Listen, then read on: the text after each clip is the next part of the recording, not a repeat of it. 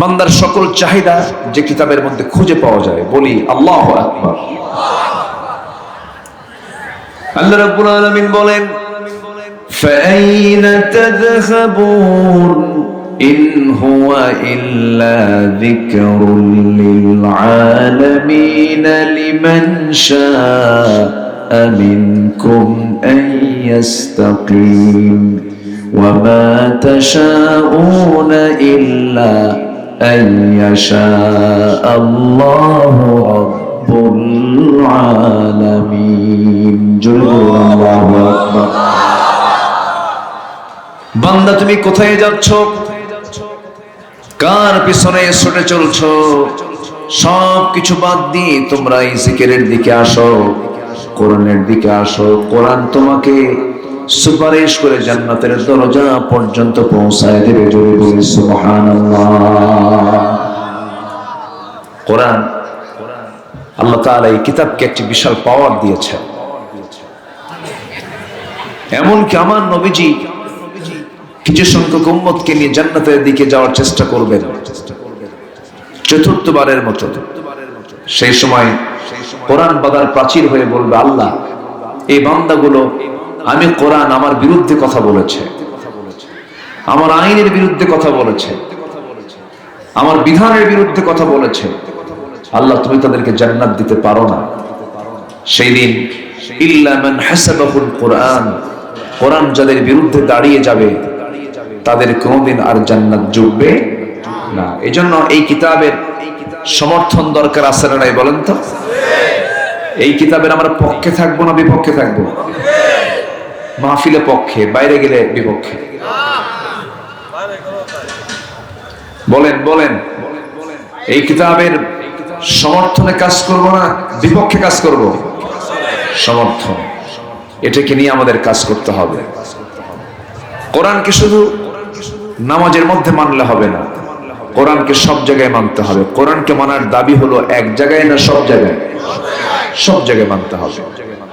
কোরআন তো শুধু নামাজের কিতাব নয়, কোরআন হচ্ছে এমন একটি কিতাবের নাম যা দিয়ে ক্যান্টনমেন্ট চলতে পারে, সচিবালয় চলতে পারে, যা দিয়ে পার্লামেন্ট চলতে পারে, যা দিয়ে ব্যাংক বিমা চলতে পারে, যা দিয়ে এমন কোন সেক্টর নাই যে সেক্টরে কোরআনের ব্যবহার চলবে না। প্রত্যেকটা জায়গায় কোরআন দিয়ে আমরা যদি বাস্তবায়ন করতাম, আমাদের হুকুমটাও পালন হতো আল্লাহ পাকের, এবং এটার ফলাফল হতো দুনিয়াবি যে কল্যাণটা এটাও আমরা পেতাম, আখিরাতের নাজাতটাও ঠিক হয়ে যেত। কিন্তু দুঃখজনক হলো সত্য, গোটা পৃথিবীর 27টি মুসলিম রাষ্ট্র, 57টি মুসলিম রাষ্ট্র, এর মধ্যে পরিপূর্ণ একটা দুইটা ছাড়া কোথাও ইসলামের যে আইন কানুন গুলো আছে এটার বাস্তবায়ন নাই বললেই চলে।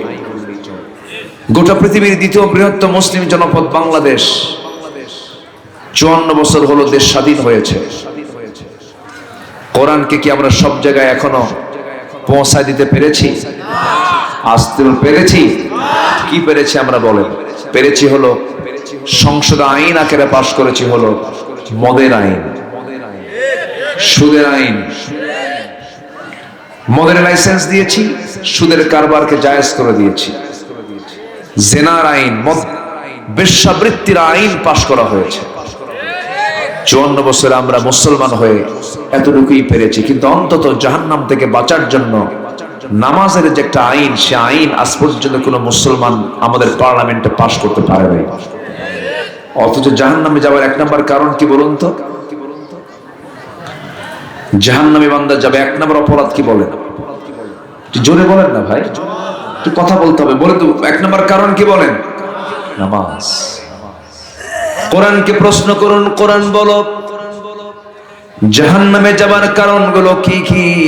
কোরআন সুন্দর করে বলে দিচ্ছে, মা সালাকাকুম ফি সাকার ক্বালু লাম নাকু মিনাল মুসাল্লিন ওয়া লাম নাকু নুতঈমুল মিসকিনা ওয়া কুন্না নাখুযু মা'আল খাইদিন ওয়া কুন্না নুকাযযিবু বিয়াউমিদ্দিন হাত্তা حتى أتانا اليقين সূরা মারইয়ামে বলছেন فخلف من بعدهم خلف أضاعوا الصلاة واتبعوا الشهوات فسوف يلقون غيا এই জমিনে যারা বড় বড় দুইটা অপরাধ আল্লাহ বলেছেন সূরা মারইয়ামে, যারা নামাজকে ছেড়ে দেবে, নামাজকে যারা নষ্ট করে ফেলবে এবং নফসের তাবেদারি যারা করবে, নফসের দাসত্ব যারা করবে,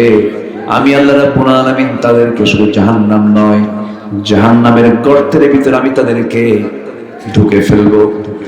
জাহান্নামের গর্ত হলো এত ভয়ঙ্কর একটা জায়গা, গায় নামক গর্তকে জাহান্নাম পর্যন্ত ভয় পায়। এমন ভয়ঙ্কর জাহান্নাম যে বান্দার জন্য বরাদ্দ হবে, এক নম্বর অপরাধ হলো নামাজ, অথচ সেই নামাজের ব্যাপারে আমাদের কোনো খেয়াল নাই। এত বড় অপরাধ নামাজ কাজা করে, নামাজকে নষ্ট করা, এটা আমার দেশে কম না বেশি? আসতে বলেন না, কম না বেশি? বেশি। এই ব্যাপারে কোনো খেয়াল নাই কারো। এত নেতা, এত মুসলমান, এত নেতৃত্ব, অথচ আজ 54 বছর জাতিকে জাহান্নাম থেকে বাঁচানোর জন্য এত আইন পাশ করেছে, অথচ নামাজের আইন কেউ পাশ করলো না। আইন পাশ করবে কেমনে? নিজেই তো নামাজ পড়েনি। পার্লামেন্টে আমরা মমতাজ মার্কা কোন এমপি দেখতে চাই না। আসতে বলবেন না, জোরে বলুন ঠিক কিনা? কোন তেলবাজ দেখতে চাই না। পার্লামেন্টে তেলাওয়াত করতে দিচ্ছে এক এমপি রে, কারি সাহেব যায় নাই, তেলাওয়াত করতেছে কেল হে আল্লাহ, শয়তান কই তোরছে, আমার তেলাওয়াত ভালো আছে। এই জাতীয় নেতৃত্ব আমরা দেখতে চাই না। আমরা আগামীর পার্লামেন্টকে দেখতে চাই কোরআনের পার্লামেন্ট। যারা বলবে মুসলমান হয়ে শরিয়া আইন মানি না, শরিয়া আইন বিশ্বাস করে, নতুন করে ঈমান আনতে হবে, এগুলো বাজে কথা। কয়দিন বাঁচবেন? রাজনীতি কয়দিন করবেন? মরবেন না? মরতে হবে কিনা বলেন? সেই রাজনীতি আমরা করতে চাই যে রাজনীতি করেছেন মুহাম্মদ সাল্লাল্লাহু আলাইহি ওয়াসাল্লাম। মঞ্চে এসে আমাদেরকে নসিহা করে, 16 বছর নসিহা করেছে। হুজুর ওয়াজ করবেন আকাশের আর কবরের, দুনিয়া আমরা দেখে নেব। এত বড় দুষ্ট ছিল। যা করেছে ওরা, জুলুমের যখন মাত্রা বেড়ে গেছে, আল্লাহ ওদেরকে থাপ্পড়ে মেরে মামু বাড়ি দিল্লি পাঠায় দিয়েছে। সে আল্লাহ এখনো আছেন না নাই? আছেন না নাই? আছেন না নাই? আল্লাহ সব দেখছেন, জুলুম করা যাবে না। আল্লাহ সময় দিয়েছেন, আমরা সময়টাকে কাজে লাগাবো। জোরে বলি ইনশাআল্লাহ। কোরআন থেকে আমরা কিছু কথা বলি। আমাকে সময় দিচ্ছেন তো নাকি? কারো কোনো আপত্তি নেই? আল্লাহ কবুল করুন। আমরা নামাজ পড়ি, আমরা রোজা রাখি, আমরা অনেকে দান সদকা করি, কিন্তু এগুলো কবুল হচ্ছে কিনা, আল্লাহ কবুল করছেন কিনা, এমন চিন্তা কি আমাদের একটু আসে না ভাই? আসতে বলে আসে কিনা বলেন? আমরা ইবাদত করলাম, কিন্তু আল্লাহর দরবারে যদি কবুল না হয়, তাহলে কোথায় যেতে হবে? জাহান্নামে। তাহলে ইবাদত কবুল হওয়ার মতো কাজগুলো আমাকে আপনাকে করতে হবে। ইবাদত কবুল হবে যদি আমরা 10টা শর্ত যদি পূরণ করি। 10টি অন্তরায় আছে, 10টি অপকর্ম আছে, এগুলো যদি আমার জীবন থেকে মাইনাস করি, তাহলে আমার সব কাজকর্মগুলো ইবাদত বলে গণ্য করে কবুল করবেন তিনি কে? আসতে তিনি কে? তিনি কে? আল্লাহ তাআলা। সম্মানিত ভাইরা, বহু কথা আছে, আস্তে আস্তে করে শোনাবো, কিন্তু আমি ভয় পাচ্ছি যে কখন যে না বলে দৌড় মারেন। কেন বললাম এটা? প্রায় 11টা বাজতেছে। আমাদের মাহফিলে, আমাদের এই দেশের মাহফিলে একটা টাইম সিলেকশনে একটু সমস্যা আছে। এটা মহাদেবপুর না? পাশেই মান্দা, মান্দার সাথে বাগমারা আছে, চিনেন তো নাকি? বাগমারা এই এলাকায় প্রধান বক্তাকে উঠায় দেয় আর মাত্র রাত 3টায়। মাত্র রাত কয়টায়? এখান থেকে কিন্তু বেশি দূরে না, খুব কাছাকাছি বাগবার। ময়মনসিংহ এক মাহফিলে গেলাম, আমাকে বললো হুজুর এত তাড়াতাড়ি আসছেন? আমি গেছি রাত 8টায়। এত তাড়াতাড়ি আসলেন? হুজুর খাওয়া দাওয়া করেন। খাইলাম, কম্বল আর বালিশ দেবেন, হুজুর আপনি ঘুমান। বললাম উঠবো কখন আলোচনায়? হুজুর গত বছর প্রধান বক্তা যে সময় উঠছে তার 1 ঘন্টা আগে আমাকে ডাক দিল রাত 3টায়। 3টায় ডাক দিয়ে বললো, হুজুর আপনার বয়ান 3:30টায়, গত বছর ছিল হলো 4:30টায় প্রধান বক্তা, 1 বছর আগে নিয়ে আসছে। বলুন তো এত রাতে কি ওয়াজ হয় না আওয়াজ হয়? হ্যাঁ, ওয়াজ হয় না আওয়াজ হয়? আওয়াজ। আলোচনা না আলোচনা? আলোচনাই হয়। অত রাত্রে তো কথা হয় না। মানুষের একটা টাইম আছে, এই যে আমরা এখন যে টাইমটা অতিক্রম করছি, এই সময় কিন্তু একটা ঘুমের ভাব আসে, ঘুমের ঝোল আসে, একটা ঝোঁক চলে আসে। এটা আবার 12টা 1টার পরে আবার কেটে যায়। ঠিক এই সময় 11:30 12টা, মাহফিলের মূল যৌবন হলো 9টা থেকে 11টা। তো সেই যৌবনকাল পার করে আমি উঠছি বুড়াকালে। হ্যাঁ, এই সময় ওয়াজে ওঠা মানে কি জানেন? পাগলের সাথে ঘর সংসার করা। কি কথা কি বুঝতেছেন আপনারা? কিন্তু উপায় নেই, আমার দেশে এটা ট্র্যাডিশন হয়ে গেছে, এটা সব জায়গায়। আচ্ছা বলেন তো, পরীক্ষার হলে 10টায় না আগে যদি 1টায় যায়, খাতা দেবে? আচ্ছা, ফজর নামাজ যদি সূর্য ওঠার পরে পড়ে, কাম হবে? আচ্ছা, ইফতার যদি সন্ধ্যায় না করে যদি রাত 9টার দিকে করে, কাম হবে? আসসালাতু আলা ওয়াক্তিহা, নামাজ সময় মতো, ইমতিহান সময় মতো, রোজা সময় মতো, মাহফিল কই সময় মতো? এটা শুধুমাত্র একজন পেরেছিলেন, আল্লামা সাইদ রাহিমাহুল্লাহ। তিনি সন্ধ্যার পরে এশার নামাজের একটু আগে উঠতেন, মাহফিল শেষ, নামাজ পড়ে সব বিদায়। এটা হচ্ছে সবচেয়ে সুন্দর একটা পন্থা। আল্লাহ তাআলা এমন অনুকূল সুন্দর করে সাজানো গোছানো মাহফিল কমিটিকে বোঝার তৌফিক দান করুন। জোরে বলি আল্লাহুম্মা আমিন। সম্মানিত ভাইয়েরা, ইবাদত করব আমরা, অবশ্যই কবুল হবে। 10টা কাজ বাদ দিতে হবে। কয়টা কাজ বাদ দিতে হবে বলেন? শর্ত হলো 10টা অপকর্ম বাদ দিতে। 1 নম্বর হলো মুনাফিকি বাদ দিতে হবে। রাজি আছেন তো সবাই? তাহলে 10টা অপকর্ম, 10টা শর্ত। এই 10টা অপকর্ম কি কি? এই কাজগুলো যদি আমরা বাদ দিই, তাহলে আমাদের সব দোয়া কবুল করবেন কে? কেবল বললাম কয় নাম্বার? মনে থাকবে তো সবার? কি বাদ দিতে হবে? আরো জোরে। মুনাফিক কিন্তু মহাদেবপুরে কোথাও পাবেন না। কি কয়? মুনাফিক মহাদেবপুরে আছে? আছে, মহাদেবপুরে মুনাফিক আছে। মুনাফিক নাই কোথায়? সব জায়গায় আছে। একটু কান লাগাবেন। এখন মুনাফিকটা চিনবো কেমনে আপনি? রাসূলকে বলা হলো, রাসূল বলেন মুনাফিকের আলামত হলো 3টা। আমার নবীজি বললেন মুনাফিকের আলামত হলো 3টা। আয়াতুল মুনাফিকি সালাস। মুনাফিকের আলামত হলো 3টা। নাম্বার 1 হলো যখন সে কথা বলে, মিথ্যা কথা বলে। আল্লাহ রাব্বুল আলামিন এক জায়গায় বলছেন, ইন্নাল মুনাফিকিনা লাকাযিবুন। মুনাফিক যারা তারাই মিথ্যুক হয়, মিথ্যুক যারা হয় তারাই মুনাফিক হয়। এই জন্য মুনাফিকি বাদ দেওয়ার জন্য 1 নম্বর শর্ত হলো জীবন থেকে চিরতরে মিথ্যা ছেড়ে দিতে হবে। মিথ্যা যারা বলতে থাকবি, মিথ্যা যাদের বলি, রাজনৈতিক বড় অস্ত্র যাদের মিথ্যা কথা বলা, এই সমস্ত বান্দাদের পরিচয় রাসূল তুলে ধরেছেন, আল্লাহ তুলে ধরেছেন, তারা হলো মুনাফিক হয়। এই জন্য মুনাফিকি বাদ দেওয়ার জন্য আমরা কি ছাড়বো বলেন? বলেন কি ছাড়বো? কি ছাড়বো? দুঃখজনক হলো সত্য আমার দেশের মানুষ সত্য কথা বেশি বলে না, মিথ্যা কথা বেশি বলে। মিথ্যা কথা বেশি বলে। হঠাৎ করে চলে আসলো ভিন্ন কথা। একজন ব্যক্তির জীবনে কোনোদিন কৌতুক করো মিথ্যা কখনো মুখ থেকে বের হয় নাই। সেই মহামানবের নাম কি বলুন? মুহাম্মদ সাল্লাল্লাহু আলাইহি ওয়াসাল্লাম। আমরা সেই নবীর উম্মত।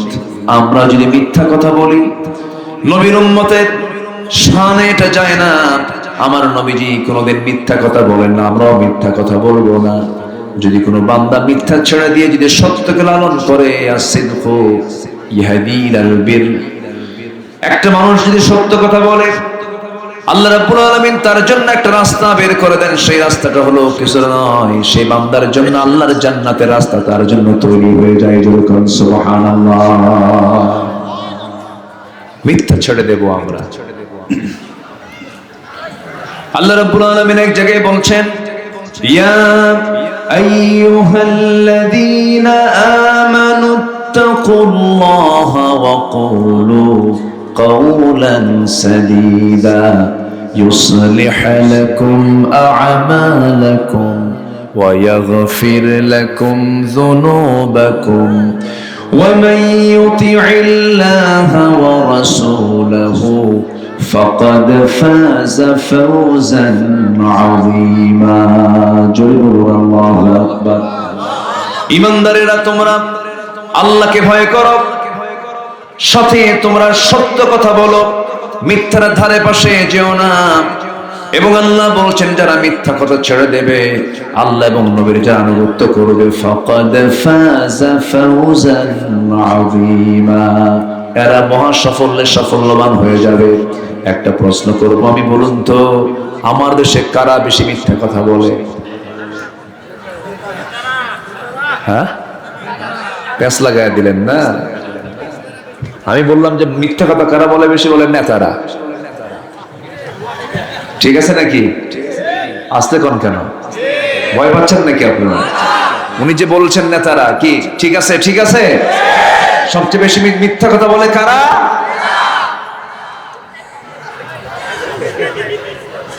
প্যাঁচ লাগছে কিন্তু। কত মিথ্যা শুনলাম। আমাদের সাবেক প্রধানমন্ত্রী বললেন একদিন নির্বাচনের আগ দিয়ে, 2018 সালে নির্বাচনের আগ দিয়ে মেবি উনি বলে ফেললেন আগামী নির্বাচনে যদি নির্বাচিত হতে পারে, নির্বাচন বলে দেখেন, ভোট দিচ্ছেন আপনারা কখনো? 16 বছরে ভোট দিচ্ছেন আপনারা? রাতের ভোট, দিনের ভোট রাতে হয়ে গেছে। উনি বললেন আগামী নির্বাচনে যদি নির্বাচিত হতে পারি মদিনার সনদে দেশ চালাবো। দেখছেন মদিনার সনদে? কত বড় মিথ্যাচার এটা। একটা অনিসলামী দলের প্রধান বলছেন যদি আমরা ক্ষমতায় যাই তাহলে মদিনার সনদে দেশ চালাবো। মদিনার সনদে দেশ চালাই নাই, নরেন্দ্র মোদীর সনদে দেশ চালাইছে। আসতে কম কেন? এই জন্য মামার বাড়ি দিল্লি গিয়ে বসে আছে। যা, আমরা ছিলাম, আছি, থাকবো, দেশ ছাড়বো। জোরে বলি ইনশাআল্লাহ, আর জোরে বলি ইনশাআল্লাহ।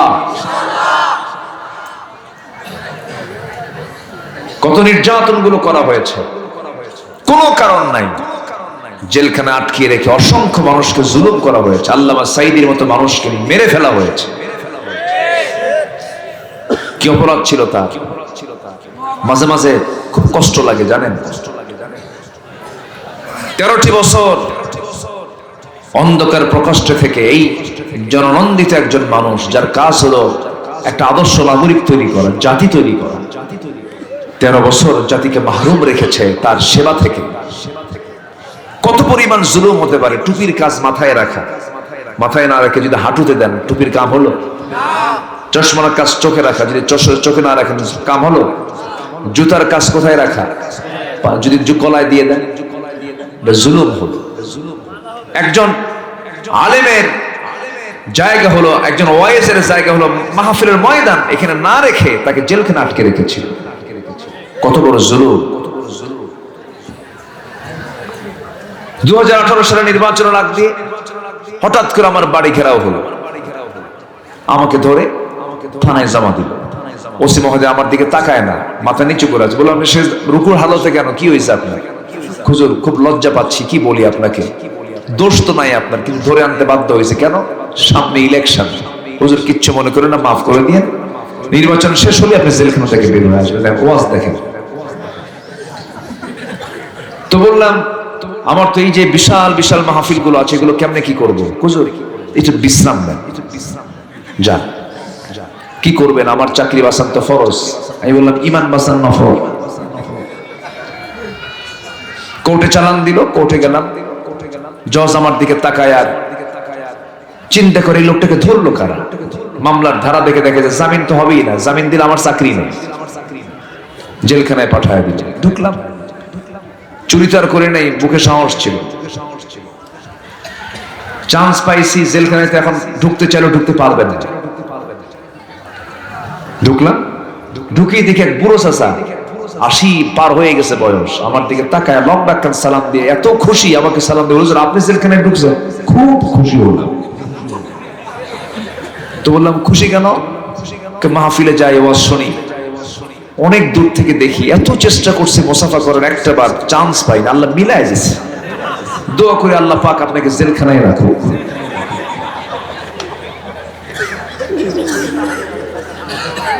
কি বুঝলেন বলেন? এই দোয়া করতেছে। তো বললাম চাচা আপনি জেলখানায় কেন? বলে যে বাবা বোমা হামলা। কি হামলা? বোমা হামলা। আমি নাকি বোমা হামলা করেছি, বয়স 80 বছর। বলেন তো এই লোকের হাতে যদি বোমা তুলে দেওয়া হয়, জায়গা মতো পড়বে না নিজের মাথায় পড়বে? এগুলো করেছে, কত মার কোল ফাঁকা করেছে,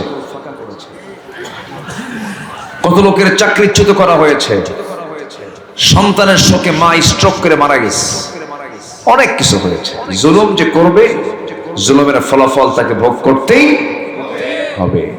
সেই জুলুমটা হোক না স্বামী তার স্ত্রীর উপরে, স্ত্রী তার স্বামীর উপরে। জুলুম আমরা করব না কখনো, জোরে বলি ইনশাআল্লাহ। ইমানদার কখনো জালিম হতে পারে। আমার বন্ধুগণ একটু কান লাগাবেন, ইবাদত গুলো অবশ্যই কবুল হয়ে যাবে। 10টা অপকর্ম আমরা ছেড়ে দেব। নাম্বার 1 হলো মুনাফিকি বাদ দেব আমরা, মুনাফিকি করা যাবে না। আল্লাহ রাব্বুল আলামিন বলছেন وَمِنَ النَّاسِ مَن يَقُولُ آمَنَّا بِاللَّهِ وَبِالْيَوْمِ الْآخِرِ وَمَا هُمْ بِمُؤْمِنِينَ। জোরে বলুন আল্লাহু আকবার। মানুষের মধ্যে কিছু বান্দা আছে, কিছু মানুষ আছে যারা বলে আমি ঈমান এনেছি আল্লাহর উপরে, পরকালকে বিশ্বাস করে নিয়েছি, কিন্তু আল্লাহ বলেন না, ও ঈমানদার না, শুধু মুখেই বলে। وَإِذَا لَقُوا الَّذِينَ آمَنُوا قَالُوا آمَنَّا وَإِذَا خَلَوْا إِلَى شَيَاطِينِهِمْ قَالُوا إِنَّا مَعَكُمْ إِنَّمَا نَحْنُ مُسْتَهْزِئُونَ। জোরে বলুন আল্লাহু আকবার। ওই সমস্ত লোকগুলো ঈমানদারদের সঙ্গে মিললে বলে তোমার সাথে আমরা আছি, আবার যখন শয়তানদের সঙ্গে যখন মিশে যায় তখন বলে আমরা তো তোমাদের সঙ্গে মূলত আছি। এরা ধোঁকা দিতে চায়, কিন্তু ধোঁকা দিতে চাইলে ধোঁকা কি দেয় না, ধোঁকা তারা নিজেই খায়, নিজেই ধোঁকার মধ্যে পড়ে যায়। মুনাফিকদের আচরণ বড় ভয়ঙ্কর। আল্লাহ তাআলা তার রাসূলকে মুনাফিকদের ব্যাপারে কঠোর হতে বলেছেন। ইয়া আইয়ুহান নাবিয়্যু জাহিদিল কুফফারা ওয়াল মুনাফিকিনা ওয়াগলুয আলাইহিম ওয়া মাআওয়াহুম জাহান্নাম। হে নবী আপনি মুনাফিকদের ব্যাপারে, কাফেরদের ব্যাপারে জিহাদ ঘোষণা করুন, কঠোর হয়ে যান তাদের ব্যাপারে, কোনো আপোষ নাই। আমার নবীজির বিরুদ্ধে যত ষড়যন্ত্র করেছে, সবচেয়ে শক্ত ষড়যন্ত্র ছিল কাফেরদের বেশি না মুনাফিকদের বেশি? মুনাফিকদের বেশি। কারণ মুনাফিকরা এমন একটা চরিত্র, সহজে চেনা যায় না। আমার নবীর জীবদ্দশায় একজন মুনাফিক দুনিয়া থেকে বিদায় নিল, নবীর পিছনে ইক্তেদা করত, 5 ওয়াক্ত নামাজও পড়তো, দান সাদগাও করতো, মাথায় টুপিও ছিল, নবীর মতো মুখে দাড়িও ছিল, জুব্বাও ছিল। নবী বয়ান করতেন, ওই মুনাফিক চোখের পানি ফেলে ফেলে কাঁদতো। এত বাহ্যিক ভাবে ভালো ছিল, কিন্তু নবীর বিরুদ্ধে সারা জীবন অবস্থান করেছে। এই মুনাফিক যখন দুনিয়া থেকে মারা গেল, কিন্তু কবরে পদ্ম ফুল হয়। ওই মুনাফিকের ঘরে একজন বড় সাহাবী ছিলেন। ওই সাহাবী যখন দেখলেন বাপটা মারা গেছে, নবীর কাছে এসে কেঁদে কেঁদে বলছেন, হুজুর আমার বাপ তো মারা গেছে, আমার বাপ তো খারাপ মানুষ ছিল, মুনাফিক মানুষ ছিল, আমি জানি, কিন্তু আমার জন্মদানকারী বাবা, একটু দয়া মায়া তো কাজ হতেই পারে। আমি আপনার কাছে আসছি, আমার বাবার জন্য একটা জিনিস আমি চাইবো আপনার কাছে। কি চাইবে বলো? আমার সাহাবী বলো, আপনার বরকতের আপনার গায়ের যদি একটা জুব্বা আমাকে দিতেন, আমার বাবার এটা কাফনের কাপড় দিয়ে দিতাম। আমার নবীজি মানা করতে পারলেন না। আমার নবীজি রহম দিলওয়ালা মানুষ ছিলেন, নরম প্রকৃতির মানুষ ছিলেন, না বলতে পারতেন না সহজে। নবীজি বললেন, সাহাবী তুমি যখন চাইছো তোমাকে মানা করি কেমনে? এই যে জুব্বা দিলাম, যাও তুমি নিয়ে যাও। জুব্বা নিয়ে গেলেন, গোসল করায় দিয়া মুনাফিক বাবাকে নবীর ব্যবহৃত জুব্বাটা পরায় দিলেন। এরপরে ওই সাহাবী আবার এসে বলছেন, ইয়া রাসূলুল্লাহ, ব্যাধি হলে আপনি আমাকে মাফ করে দিবেন। আমার বাবার গোসল হয়ে গেছে, জানাজা পড়াবো, কাফনের কাপড়টা পড়াইছে হুজুর, দয়া করে আপনি যদি জানাজাটা পড়াতেন। আমি জানি আমার বাপ মুনাফিক মানুষ, কিন্তু বাপ তো আমার নবীজি মানা করতে পারলেন না, বলেন চলো যাই। জানাজায় হাজির হলেন, সাহাবীরাও বাধ্য হলেন। এক সাহাবী নবীর পিছন থেকে জুব্বা টান দিয়ে বলে, হুজুর আপনি মুনাফিকদের জানাজায় দাঁড়াচ্ছেন, ওয়ালা তাকুমু আলা কবরিহি, তাদের কবরের পাশে আল্লাহ পাক দাঁড়াতে মানা করেছেন। রাসূল বলছেন, ও আমার সাহাবীরা, আমার প্রিয় সাহাবীর বাপ, আমার প্রিয় সাহাবী বারবার বলছেন আমি কেমন করে না করি। জানাজায় তিনি দাঁড়ায় গেলেন, জানাজা সম্পূর্ণ হয়ে গেছে। রাসূলকে জানানো হলো 70 মাররাতান, 70 বার যদি দোয়া করেন মুনাফিকদের জন্য, হে রাসূল দোয়া কবুল হবে না।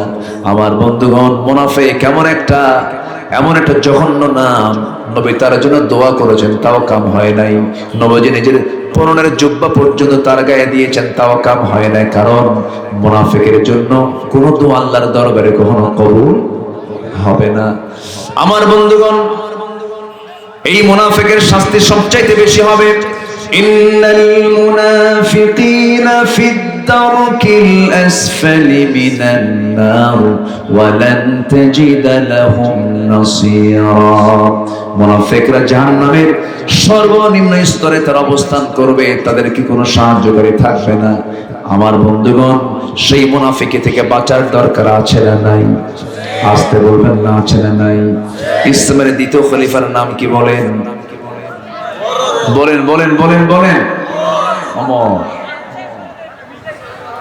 এই কি হয়েছে? কে রে? হ্যাঁ, একটু সেন্স নাই যে এখানে ওয়াজ হয়, আওয়াজ করে। যদি এখানে কেউ যদি বেয়াদব আল্লাহর দরবারে প্রমাণিত হয়, ওর উপায় আছে বাঁচার? কোন তো এটা অত্যন্ত বরকতময় জায়গা, এখানে কোনো বেয়াদবি করা যাবে না। বলি আলহামদুলিল্লাহ, আল্লাহ কবুল করুন, জোরে বলি আমিন। বসেন, আমি খুবই খুশি আপনারা খুব মনোযোগ দিয়ে বসে আছেন। একটা লোক এ পর্যন্ত উঠেন নাই। আমি চাই একদম দোয়া পর্যন্ত আমরা এমন করেই থাকবো, জোরে বলি ইনশাআল্লাহ। লাস্ট বিশ্বকাপ খেলা হলো, ফুটবল লাস্ট কোন সালে যেন হলো, যাই হোক, আমি কক্সবাজার থেকে আসতেছি, রাত 2টার দিকে আমাকে হঠাৎ করে ফোন দিয়েছে একজন। ভাবলাম রাত 2টায় ফোন মানে কি, জন্মের সংবাদ, মৃত্যুর সংবাদ, অথবা কোনো মেজর কোনো প্রয়োজনীয় ফোন। ফোন রিং বাজা মাত্রই ফোনটা ধরলাম, সালাম দিয়ে বলে, হুজুর আমি আপনার খুব ভক্ত, আমি দোয়া চাই।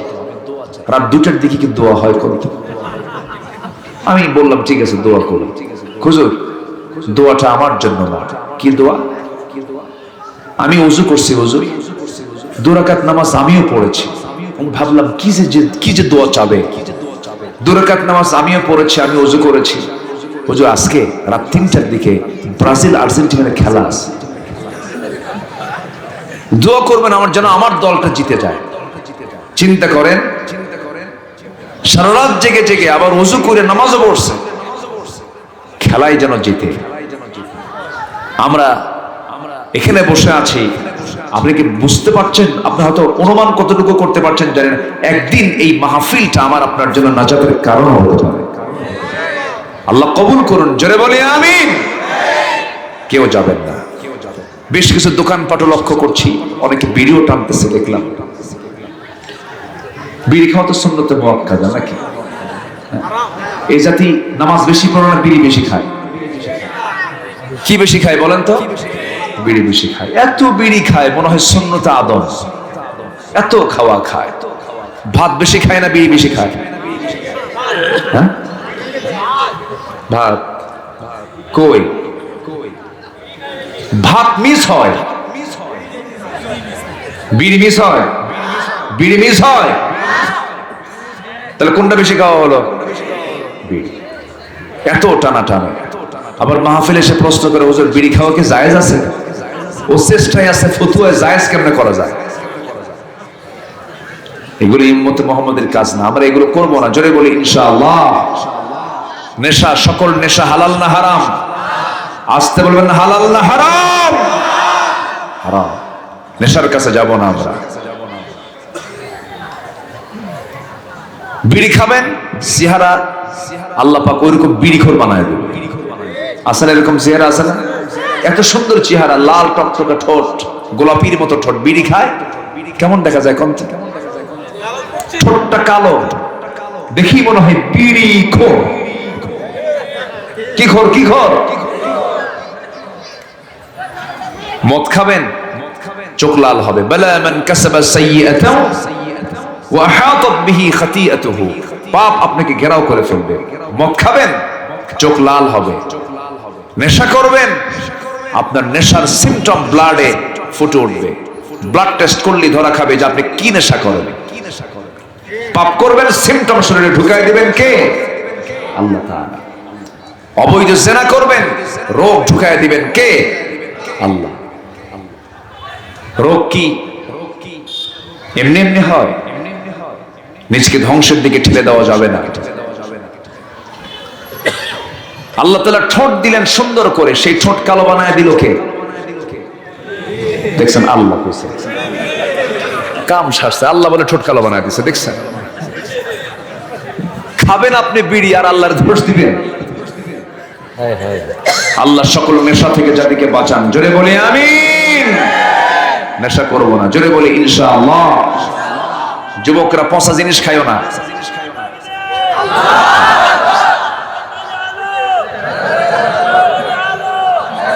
কাম সারছে, কোন জায়গা থেকে আমদানি হলো? বসে বসে পড়ে। তাহলে ইবাদত কবুল হবে, দোয়া কবুল হবে 10টা শর্ত। 10টা অপকর্ম বাদ দেব। 1 নাম্বার কি বাদ দেব? কি বাদ দেব? বলেন বলেন বলেন। মুনাফিকি কি বাদ দেব? মিথ্যা কথা বলা যাবে, মিথ্যা সাক্ষ্য দেওয়া যাবে, ওয়াদা ভঙ্গ করা যাবে, আমানত খেয়ানত করা যাবে, মুখে কোনো বাজে কথা বলা যাবে। তাহলে আমি ইমানদার। তাহলে আমি কি বলেন তো? ইমানদার। এগুলো করা যাবে না। আমার ভাইয়েরা, মুনাফিকরা বড় জঘন্য। দ্বিতীয় খলিফার নামের কথা শুনতে চাইছিলাম, আপনারা ওমরে ফারুকের নাম বলেছেন। ওমরে ফারুক রাদিয়াল্লাহু তাআলা একদিন কান্নায় ভেঙে পড়লেন। কাঁদতে কাঁদতে গিয়ে একজন সাহাবীর সামনে দাঁড়িয়ে বলছেন, ভাই হুযায়ফা, তোমার কাছে আমার নবীর দেওয়া মুনাফিকের একটা তালিকা আছে। মদিনার মধ্যে কারা মুনাফিক, তাদের তালিকা তোমার কাছে আছে, দেখো তো ওই নামের তালিকায় আমি ওমর, আমার নামটা আছে কিনা। কে বলছেন এটা? কে বলছেন? ওমর। এটা চিন্তা করতেছেন কি আমরা কোন ওনার মতো সাহাবী যদি মুনাফিকের তালিকায় তার নাম আছে কিনা যদি চিন্তা করেন, আমি আপনি কোথায় যাবেন? কোথায় যাব আমরা? সাইয়েদনা ওমর ফারুক রাদিয়াল্লাহু তাআলা যখন এই কথা বলে ফেললেন, হুযায়ফা রাদিয়াল্লাহু আনহু বলছেন, ভাই ওমর, কেমন করে আপনি সন্দেহ করেন নিজকে? কারণ ওমর ফিল জান্নাহ, ওমর তো জান্নাতের রাসূল বলে দিয়েছেন। তিনি বলছেন, না রে ভাই রে, মাঝে মাঝে আমার কাছে মনে হয় আমি যেন মুনাফিক হয়ে গেছি কিনা। আমার ভাইরা, আমার বন্ধুগণ, আরেকটা বিষয় সেটা হলো মুনাফিক চেনার জন্য আরেকটা সিম্পটম হলো মুনাফিক কিন্তু জোহর পরে, আসর পরে, মাগরিব পরে, কিন্তু মুনাফিক সহজে ফজর নামাজ পড়তে পারে না। এখন প্রশ্ন করব, বলুন তো আমাদের বাড়ি যে সমস্ত গ্রামে, আপনার বাড়ি যে সমস্ত গ্রামে জোহর, আসর, মাগরিব, এশা, ফজর 5 ওয়াক্তের মধ্যে কোন ওয়াক্তে সবচেয়ে মুসল্লি কম পাওয়া যায়? আলহামদুলিল্লাহ। কি কবে শ্রেষ্ঠ নামাজ কোনটা বলেন? ফজর নামাজের এক্সট্রা করে 65টা ফজিলত আছে। কয়টা বলেন? 65 ফজিলতে ভরা ফজর নামাজ। বুরিকাল উম্মতি ফি বুকুরিহা, আমার উম্মতের বরকতময় সময় হলো ফজর। আমার উম্মতের বরকতময় সময় হলো সকালবেলা। কিন্তু দুঃখজনক হলো সত্য, সকাল থেকে ঘুমেও সকালবেলা ঘুম থেকে ওঠে না। দেখবেন আজকের ভাবিরা, ভাইয়েরা সারা রাত আড্ডা মেরে ভারতের সিরিয়াল গুলো দেখে, কলকাতার সিরিয়াল গুলো দেখে, সবকিছু দেখা সম্পন্ন করে ঘুমাতে ঘুমাতে ফজরের একটু আগ দিয়ে ঘুমাতে যায়। আর সকাল 10টার দিকে ঘুম থেকে, 11টার দিকে ঘুম থেকে ওঠে। আমার বন্ধুগণ, ছাগল রাতে ঘুমায় না দিনে ঘুমায়। ছাগল ছাগল ছাগল রাতে ঘুমায় না দিনে ঘুমায়। কুকুরটা দিনে ঘুমায় না রাতে ঘুমায়? কুকুর কুকুর দিনে ঘুমায়। কুকুর খাওয়া হালাল না ছাগল খাওয়া হালাল? বলেন বলেন বলেন। দুটাই চতুষ্পর্যন্ত, দুটাই চার পাপ। ছাগলটা আল্লাহ পাক হালাল করে দিলেন, কুকুরটা আল্লাহ পাক হারাম করে দিলেন। কেন? কিছু সিমটম তার মধ্যে আছে যা খাওয়া যাবে না, ওর কিছু নেচার কিছু খারাপ আছে। কুকুর আল্লাহ রাব্বুল আলামিন এই জন্য হারাম করে দিয়েছেন। কুকুর সারা রাত জেগে জেগে থাকে, দিনের বেলা ঘুম পারে আর হাই তোলে, মাঝে মাঝে কি তোলে? হাই তোলে। এটা হলো কুকুর। আর ছাগল, মোরগ, মুরগি, এই সমস্ত প্রাণীর দিকে তারা আল্লাহ রাব্বুল আলামিন এগুলোকে জায়েজ করে দিয়েছেন খাবারের জন্য। কারণ এরা সিস্টেমটা ফলো করে। কারণ রাতটা ঘুমের জন্য, দিনটা কাজের জন্য। দিনটা কি? কাজের জন্য। রাতের বেলা ঘুম, ওয়াজআলনাল লাইলা লিবাসা, রাতের বেলা ঘুমিয়ে যায় ছাগল, আবার ফজরে ওঠে। মোরগটা সন্ধ্যায় শুয়ে পড়ে, ফজরের সময় উঠে বলে আসসালাতু খায়রুম মিনা। কুকুর আসা আওয়াজ হয়, আওয়াজ করে কোন সময়? ফজরের সময় আওয়াজটা করে। আল্লাহ পাক এগুলোকে জায়েজ করেছেন। কিন্তু কুকুরটা সারা রাত জেগে জেগে থাকে।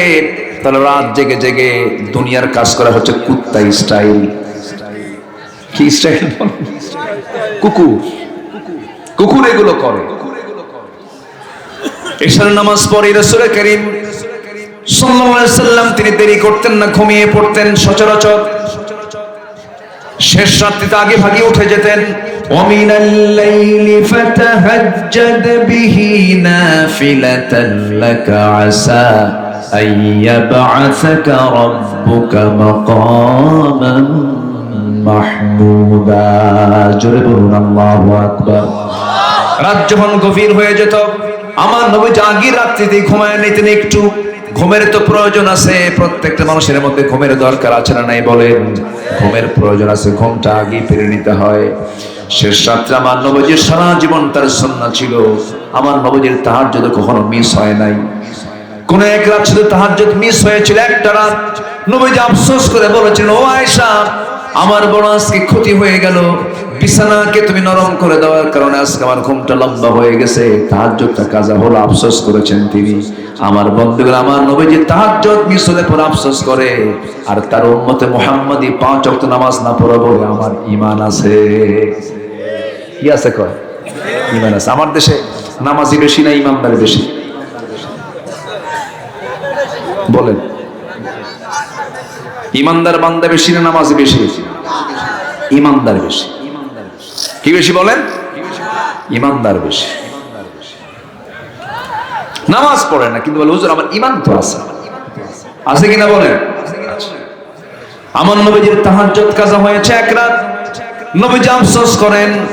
আর উম্মতে মুহাম্মাদি বছরের পরে বছর চলে যায়, নামাজের ধার ধারে না। এরপরে বলে আমার ঈমান তো ঠিক আছে। আমার ভাইয়েরা, ঈমান কি ঠিক হবে নামাজ বাদ দিলে পরে নাকি?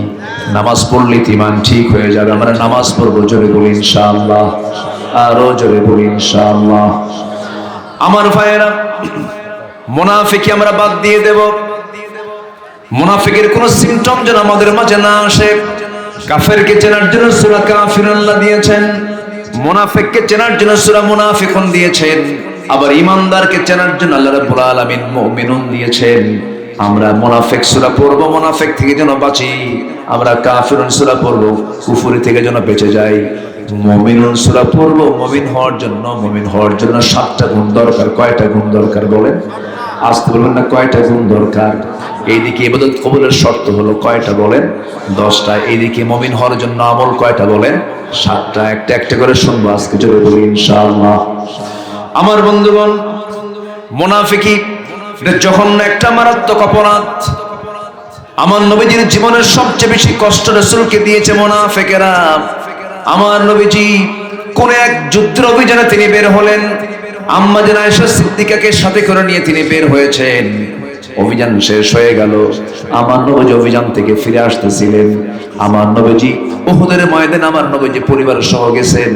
বড় বড় যুদ্ধে পরিবার সহ গেছেন। এমনকি জীবনে আমার রাসূল হজ করেছেন একবার। কয়বার বলেন? আসতে বলে।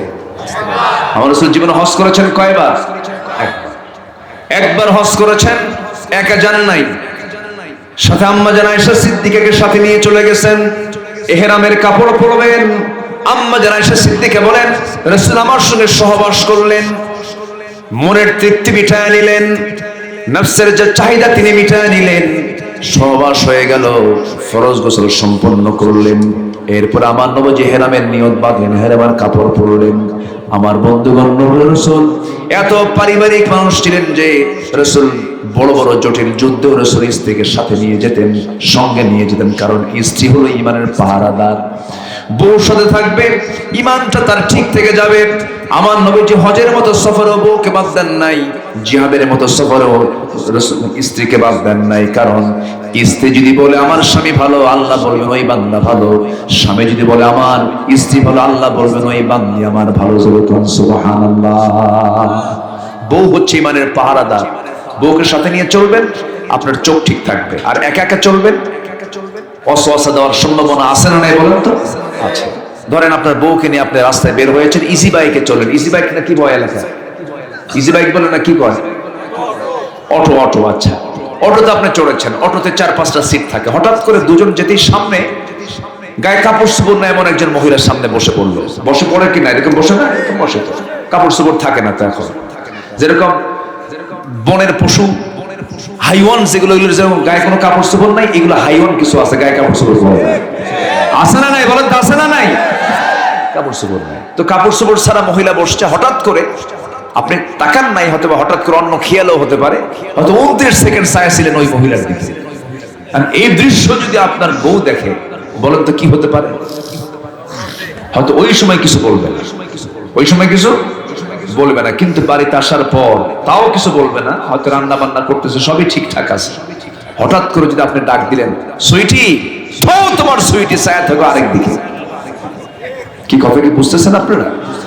তো এই যে স্ত্রী আপনাকে পাহারা দিচ্ছে, তাহলে কি দরকার আছে? বলেন, স্ত্রী দরকার আছে কিনা বলেন? এই যুবকরা কিছু কও না তো তোমরা, এই বইয়ের দরকার কি আছে রে? বুড়ো চাচাও কয়ে আছে, বিয়ে শাদী করছে তাও কয়ে আছে। মনে হয় মন খারাপ হচ্ছে আপনাদের। বইয়ের দরকার আছে, স্ত্রীর প্রয়োজন আছে। আমার রাসূল একজন আদর্শ স্বামী ছিলেন। জোরে বলো সুবহানাল্লাহ।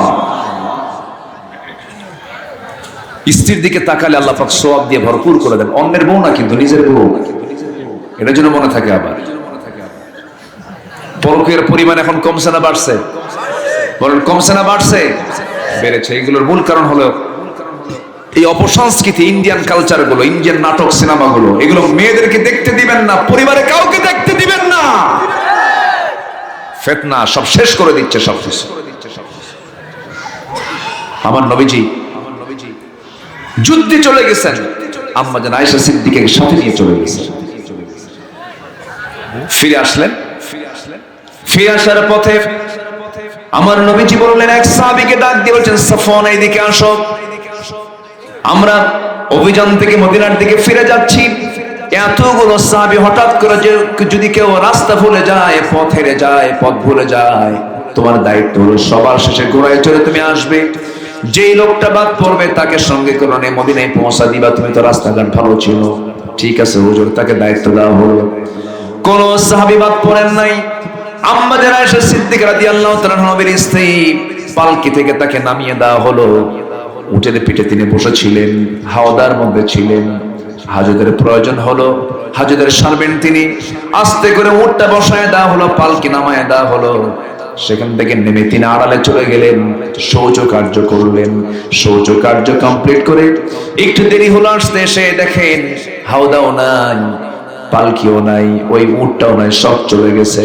মানে উনি এত চিকন ছিলেন, ওনার দায়িত্ব নিয়ে যদি যে সাহাবী ছিলেন, তিনি ভেবেছেন মনে হয় আম্মা জান আয়েশা পালকির মধ্যে আছে, হাওদার মধ্যে আছে, কিন্তু তিনি এত চিকন ছিলেন যে থাকলেও যে ওজন, না থাকলেও সে ওজন, বাদ পড়ে গেছে।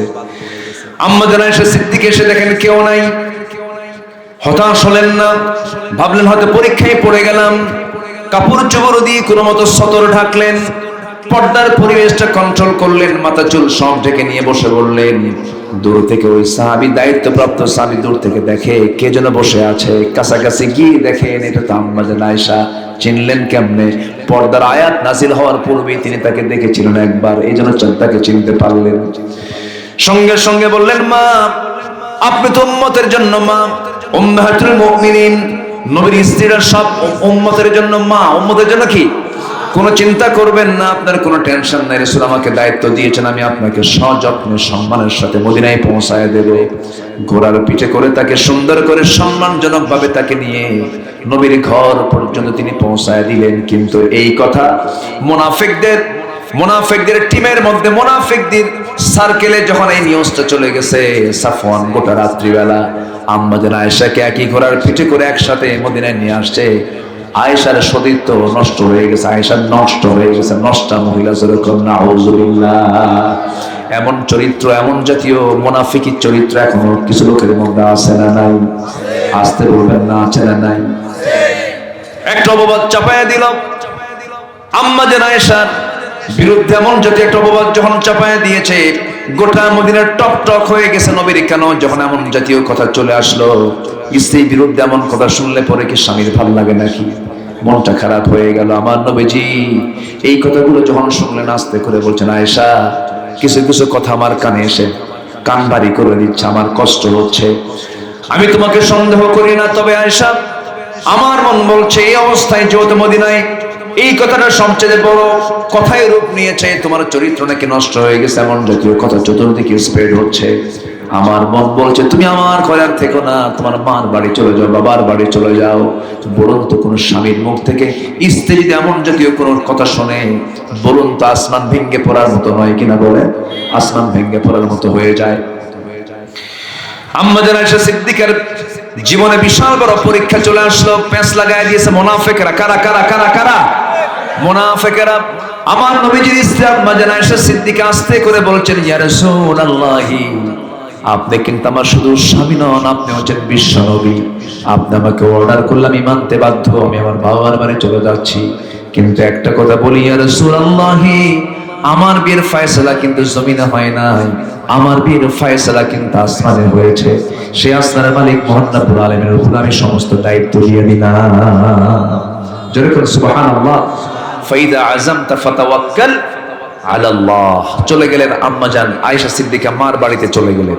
বলেন তো স্বামী স্ত্রী যদি দূরে দূরে থাকে, বলেন তো এখানে কোনো শান্তি আছে? শান্তি আছে? আমার নবীর ঘরে অশান্তি ঢুকায় দিল কারা? বলেন কারা কারা কারা? এরকম অনেক পরিবারে মুনাফিক আছে না নাই? আমার নবীজি একাকী ঘুমান। আমার রাসূল বলেছেন, আমার স্ত্রী আয়েশা হলো সবচেয়ে শ্রেষ্ঠ স্ত্রী, আমি তাকে খুব বেশি ভালোবাসি, মহব্বত করি। আমার নবীজি রাতের বেলা ঘুমাতে যান, হাত টাগায় দেন, আম্মা জান আয়েশা সিদ্দিকা আছেন বলে, কিন্তু আয়েশা নাই, বুকটা খান খান হতে থাকে। ওইদিকে আম্মা জান আয়েশা সিদ্দিকা সেজদায় মাথা রাখতে রাখতে চোখের পানি ফেলতে ফেলতে শুকায় গেলেন। নখের মধ্যে এমনি চিকন মানুষ আরো চিকন শুকায় গেলেন। আম্মা জান আয়েশার ঘুম হয় না। ওইদিকে বাপটা ভালো করে কথা বলে না, মাটা ভালো করে কথা বলে না, নিঃসঙ্গ হয়ে গেলেন আম্মা জান আয়েশা সিদ্দিকা। দিনের পর দিন চলতে লাগলো, আমার নবীও কাঁদেন, আম্মা জান আয়েশাও কাঁদেন, সাহাবীরাও কাঁদে। মুনাফিকরা কি এই তো প্যাঁচ লাগায় দিছি, এই তো প্যাঁচ লাগায় দিছি।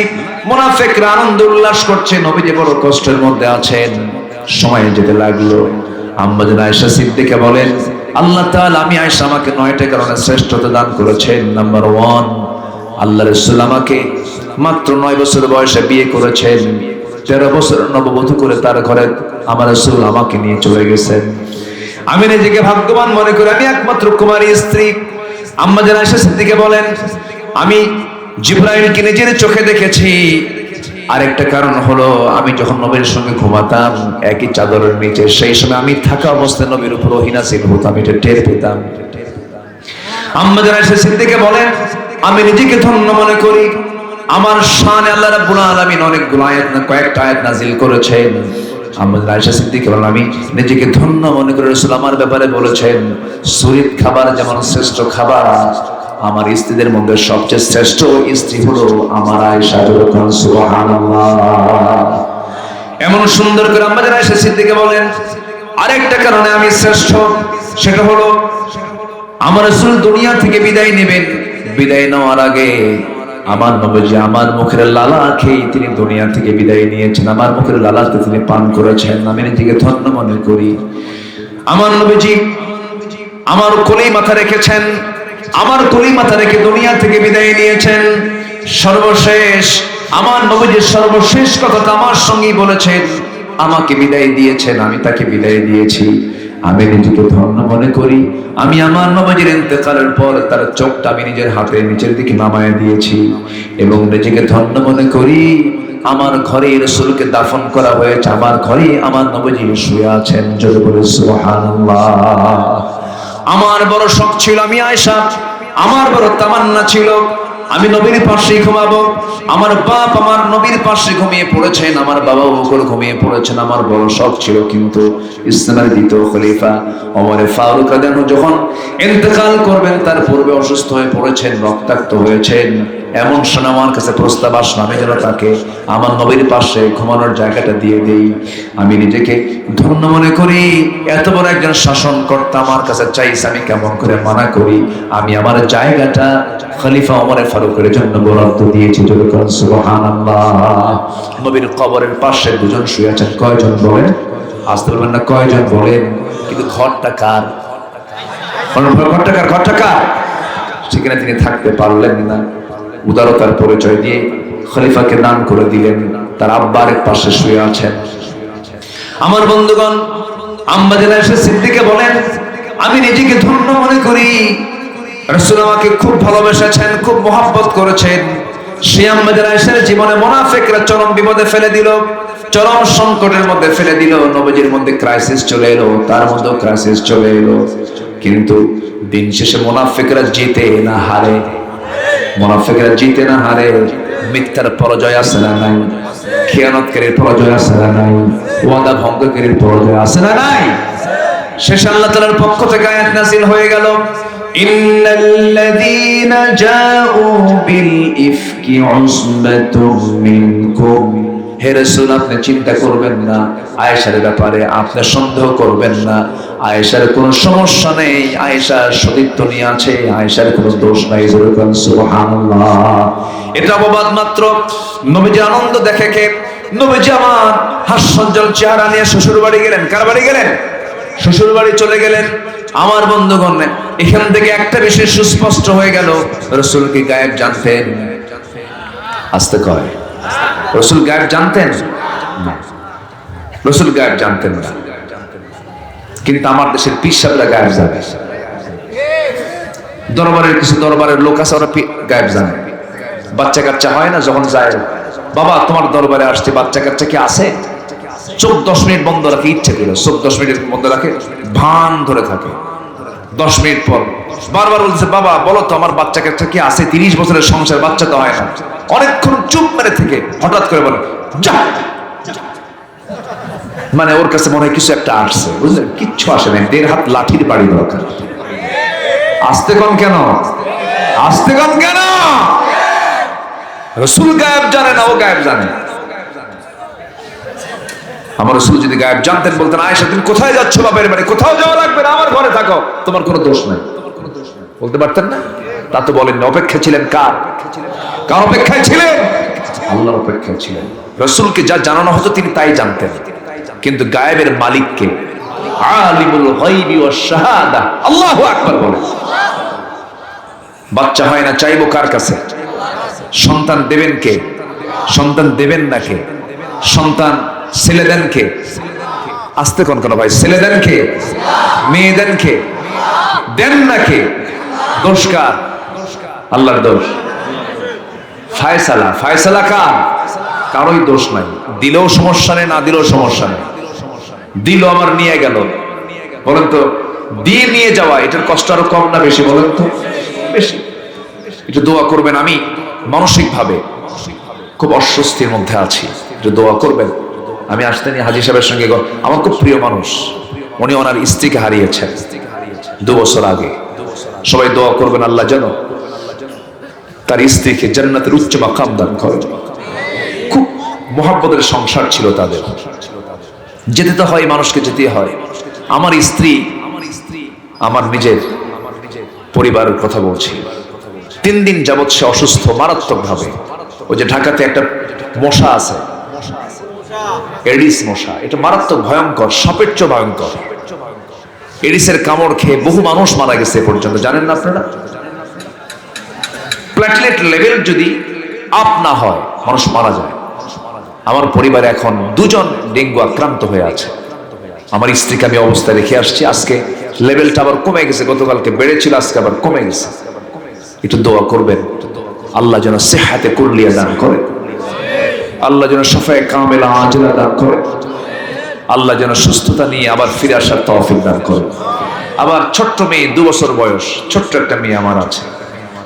বড় মেয়ের ছোট মেয়ে, মেজো মেয়ে, ও আলিমে পড়ে, ওরও ডেঙ্গু হয়েছে। মানে ওই যে কামড়, তো মানে মশা, ওই জাতীয় মশা যাকে কামড়ায়, যদি ভালো মানে ডেঙ্গু ছাড়া, এডিস মশা ছাড়াও যদি অন্য মশাও যদি কামড়ায়, তার মধ্যে আবার ওই জীবাণু চলে আসে। মশা তো ছোটখাটো কোনো বিষয় না, মারাত্মক ভয়ঙ্কর বিষয়।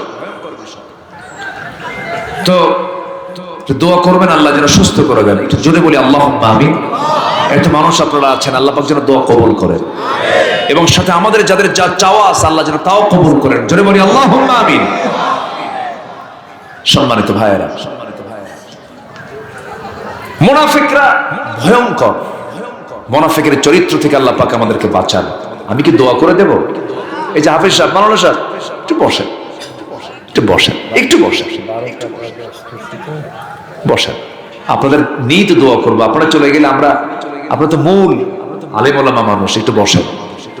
কষ্ট দিয়ে ফেললাম মনে হয় আপনাদের, না? কষ্ট পাচ্ছেন না তো? আল্লাহ কবুল করুন, জোরে বলি আমিন। মশা খুব ভয়ঙ্কর জিনিস। একটা লাইন বের হয়ে গেল কথা। মশার উদাহরণ কোরআনে আছে না নাই বলেন তো? আচ্ছা। কাফেররা বলল, মাযা আরাদাল্লাহু বিহাযা মাসালা, তোমার আল্লাহর কি ইচ্ছা আছে যে মশার কথা কোরআনে বলা দরকার? কি দরকার? মশা কোনো প্রাণী হলো? এই ছোটখাটো একটা প্রাণী। কিন্তু মশা কি ছোট প্রাণী? মনে হয় এরকম? আল্লাহু আকবার। এই মশা, রাতের বেলা আপনি ঘুমিয়ে পড়বেন, চতুর্দিকে দেখলেন কোথাও মশা নাই, চতুর্দিকে নেটিং করা, শুধু লাইট বন্ধ করা সারা, শুধু বিছানায় শুধু পিনটা লাগাইছেন, নাকের ডগায় কানের কাছে এসে সারে গামা পালা মশা শুরু হয়ে গেছে। ও দেখলো কেমনে? আপনারা, ওর চোখ কোথায়? বিজ্ঞান বলছে 75 ফুট দূর থেকে টের পায় এখানে কোন সলির মধ্যে শুয়ে আছে।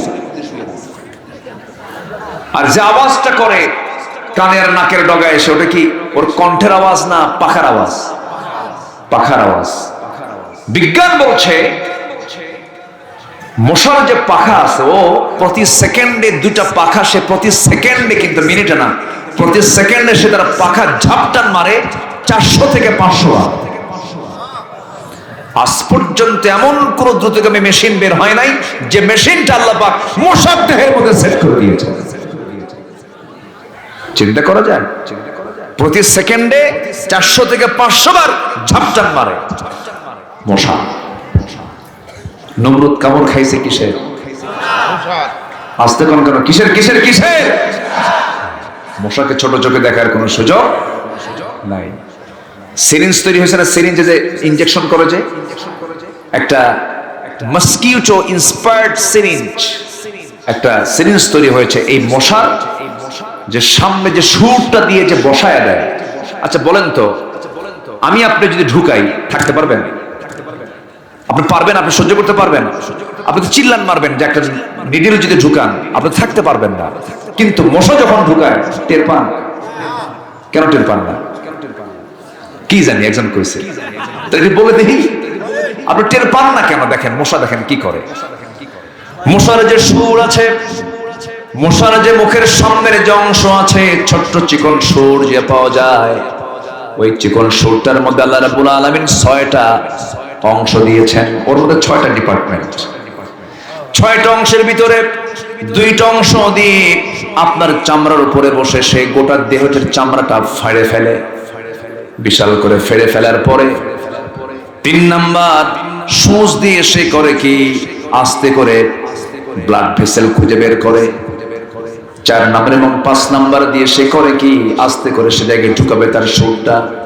ঢুকানোর আগে করে কি, কেমিক্যাল নিঃসরণ করে দেয় এনেস্থেসিয়া করার জন্য। অপারেশন করবে তো অবসর দরকার আছে না নাই বলে, তাহলে সে অবস্থা করার জন্য কেমিক্যাল আবার মুখ থেকে ছাড়ে চতুর্দিকে, যেখানে সে নিরলটা বসাবে চতুর্দিকে এনেস্থেসিয়া করার জন্য কেমিক্যাল দিয়ে দেয়। সে জায়গায় মেডিসিন আগে ট্রিট করে, অবশ হয়ে গেল। সলিমুদ্দিন তোর 14 গোষ্ঠী টের পাবে না, আমি যাচ্ছি। সুবহানাল্লাহ বলবেন না? সর্বশেষ 6তম অংশটুকু দিয়া আস্তে করে সেই জায়গার ভিতরে ঢুকে পড়ে, সুরটা ঢুকে পড়লো। আস্তে করে সে রক্তগুলো চুষে চুষে নিচ্ছে আর তাকাচ্ছে চতুর্দিকে। তার চোখের মধ্যে আছে এমন পাওয়ার, সেই চোখটাকে রিসার্চ করে আজকে ডিফেন্স ড্রোন, বিভিন্ন ড্রোন আবিষ্কার হয়েছে, বিভিন্ন ক্যামেরা তৈরি হয়েছে মশার চোখকে সামনে রেখে। আল্লাহু আকবার বলেন। এরপর সেখান থেকে ওই রক্তগুলো চুষে নিয়ে এসে চলে গেল। আপনি ওঠার পরে 2 মিনিট 3 মিনিট পর যখন ওই এনেস্থেসিয়ার যে কেমিক্যাল ইউজ করেছে ওটার ক্ষমতা যখন শেষ হয়ে যায়, জলে এই কি হয়ে গেল রে, এখানে এরকম কেন হলো, এখানে ওইদিকে কিন্তু সে চলে গেছে। সুবহানাল্লাহ বলবেন না? আজকে সেই মশার সুরকে গবেষণা করে আজকে আবিষ্কার হয়েছে মসকিউটো ইনসপায়ার্ড সিরিঞ্জ। আল্লাহু আকবার বলেন। মশা, আল্লাহ পাক আজ থেকে 1500 বছর আগে কোরআনে বলে, ইন্নাল্লাহা লা ইস্তাহি أيضرب مثلا ما بعوضة فما فوقها فأما الذين آمنوا فيعلمون أنه الحق وأما الذين كفروا فيقولون ماذا أراد الله بهذا مثلا। الله أكبر বলেন। সম্মানিত ভাইয়েরা, ইবাদত কবুলের শর্ত হলো 10টা অপকর্ম ছাড়বো। নাম্বার 1 হলো মুনাফিকি ছাড়বো। সবাইকে রাজি আছেন? আম্মা জান আয়েশা চলে গেছেন কার ঘরে?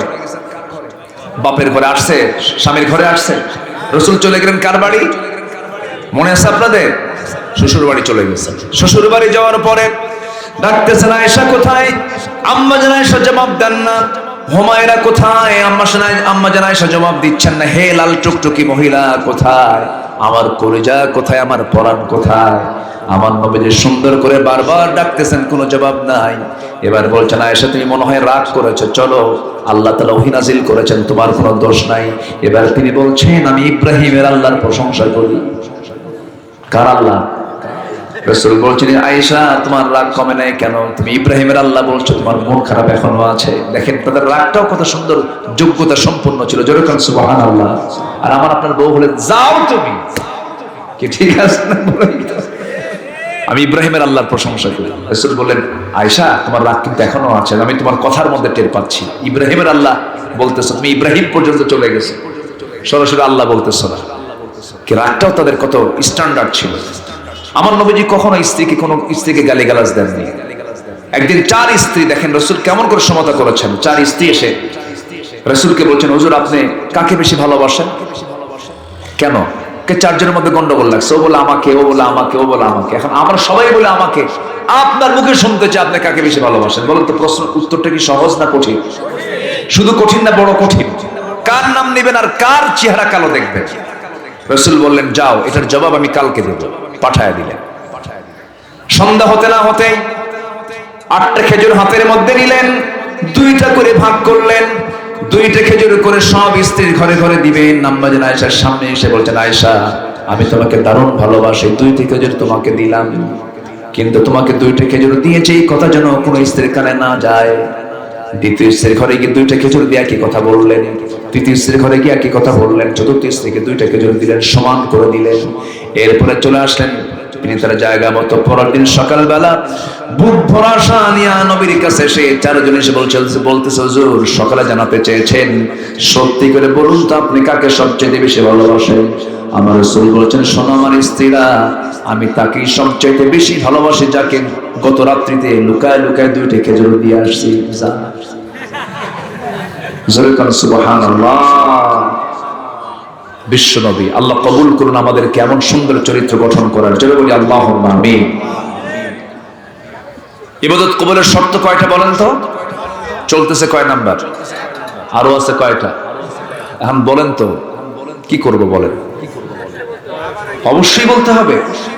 বলবো আরো যদি 2 ঘন্টা হয়, কারণ তারও কোনো সমস্যা নাই আছে? হ্যাঁ, এই তো সমস্যা আছে। তাহলে দোয়া, আসেন দোয়া করি। চালাবো? নাম্বার 2, হ্যাঁ নাম্বার 2 আমি শর্ট করে বলছি। নাম্বার 2 হলো ইবাদত কবুল হবে না, কোন দোয়া কবুল হবে না যদি কোনো বান্দা নামাজের মধ্যে অলসতা করে, নামাজের মধ্যে যদি কম বেশি করে, তার কোনো দোয়া কবুল হবে না। ফাওয়াইলুল লিল মুসাল্লিনাল্লাযীনা হুম আন সালাতিহিম সাহুন। নাম্বার 3 হলো আল্লাহ রাসূলের চরম অবাধ্যতা যারা করবে এবং তার সীমা লঙ্ঘন যারা করবে, তাদের কোনো দোয়া কবুল হবে না। ওয়া মাইয়াসিল্লাহা ওয়া রাসূলাহু ওয়া ইয়াতাআদ্দা হুদুদাহু ইউদখিলহু নারান খালিদান ফিহা ওয়া লাহু আযাবুম মুহিন। জোরে বলুন আল্লাহু আকবার। নাম্বার 4 হলো আল্লাহর সাথে যারা শিরিক করবে, তাদের কোনো দোয়া কবুল হবে না। ওয়া মাইয়ুশরিক বিল্লাহ ফাকাদ হারামাল্লাহু আলাইহিল জান্নাহ। নাম্বার 5 হলো সামনে পেছনে যারা পরনিন্দা করবে, যারা পরনিন্দা করে বেড়ায়, সামনে প্রশংসা করে কিন্তু সামনে থেকে আড়ালে গেলে কয় হারামজাদা। এরকম আছে না? এই সমস্ত লোকগুলোর কোনো দোয়া কবুল হবে না। ওয়াইলুল লিকুল্লি হুমাযাতিল লুমাযাতিনিল্লাযী জামা'a মালান ওয়া 'আদ্দাদা ইয়াহসাবু আন্না মালাহু আখলাদা। নাম্বার 6 হলো আল্লাহকে যারা ভুলে থাকে এবং মন্দ কাজে যারা উস্কানি দিয়ে দেয়, মন্দ কাজের পক্ষে যারা কাজ করে, আল্লাহ রাব্বুল আলামিন বলছেন তাদের কোনো দোয়া আমি আল্লাহ রাব্বুল আলামিন কবুল করব না। আল্লাহ রাব্বুল আলামিন বলছেন আল মুনাফিকুনা ওয়াল মুনাফিকাতু বা'দুহুম মিন বা'দ ইয়া'মুরুনা বিল মুনকারি ওয়া ইয়ানহাউনা আনিল মা'রুফ। নাম্বার 7 হলো শয়তানের যারা পদাঙ্ক অনুসরণ করবে, তাদের কোনো দোয়া কবুল হবে না।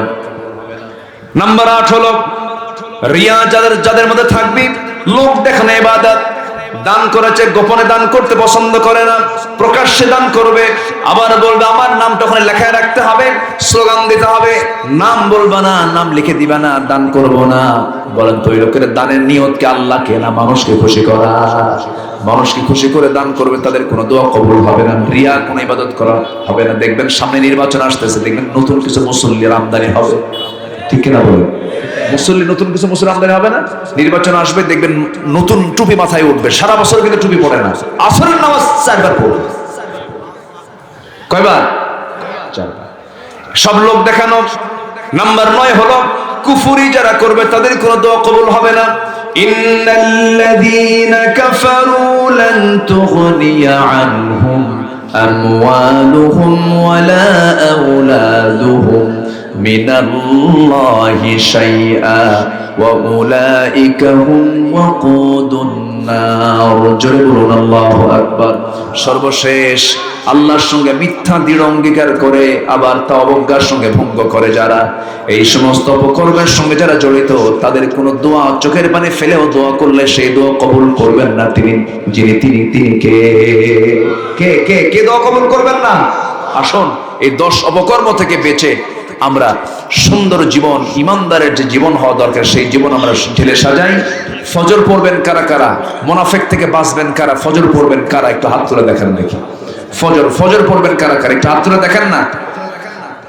অনেকে কিন্তু হাত তুলেন না এখনো, ভাবতেছে হুজুর মরে যাবো, হাত তুলবো না। দেখি কারা কারা ফজর পড়বেন দেখি, বলেন দেখি, জোরে বলি ইয়া আল্লাহ। আমাদেরকে ফজর, যোহর, আসর, মাগরিব, ইশা 5 ওয়াক্ত সালাত আদায় করার তৌফিক তুমি আল্লাহ দিয়া দাও। জোরে বলি আমিন। আরো জোরে আমিন, আরো জোরে আমিন।